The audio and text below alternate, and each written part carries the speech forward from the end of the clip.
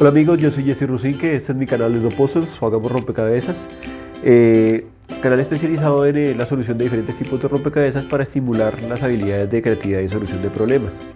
Para el día de hoy tenemos otro rompecabezas de la serie de rompecabezas deslizantes. En esta ocasión vamos a armar la figura de un dibujo de un zorrito. Es una muy buena herramienta para poder desarrollar en los niños las habilidades blandas. Entonces les sugiero que consigan esta clase de rompecabezas y que lo puedan desarrollar con los niños. Iniciemos.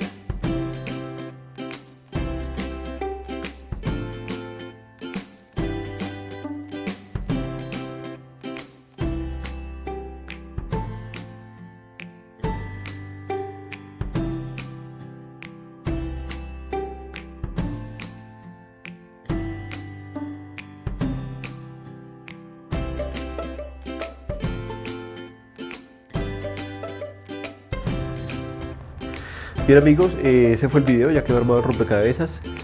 Muchas gracias por haber visto el video. Si les gustó, por favor denle un like, suscríbanse al canal, compartan este contenido con sus amigos, con las personas que quieran apoyar a desarrollar la creatividad y la solución de problemas, y déjenos saber sus comentarios. Recuerden darse ustedes mismos un regalo cada día resolviendo un rompecabezas. Esta es una excelente manera de desarrollar las habilidades de creatividad y de solución de problemas y de entrenar el cerebro. Eso es todo por hoy. Muchas gracias.